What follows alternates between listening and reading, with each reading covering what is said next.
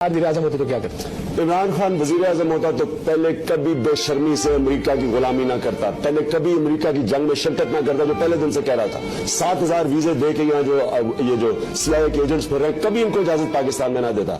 मैं मर जाता, कभी गुलामी ना करता। मैं पाकिस्तान में मैं उनको अनाउंस करता कि ये हमारा पाकिस्तान है, इधर से हम कहीं दुनिया में दहशतगर्दी नहीं होने देंगे, मैं जिम्मेदार हूं। लेकिन आप कोई इंटरफेयर नहीं करेंगे पाकिस्तान के अंदर, हमारी सॉवरेनिटी के अंदर कोई नहीं आएगा। हमने जी 1 महीने में इतने बम मारे, ये जी हमारा बिल है, हमें पैसे दे दें। बम किसको मारे? अपने लोगों के ऊपर बमबारी की है। जो मुल्क ऐसे अपने लोगों पे बमबारी मार के पैसा बनाए, आपका ख्याल है कि उसको कोई दुनिया इज्जत करेगी या कितनी देर तक ये चल जाएगा?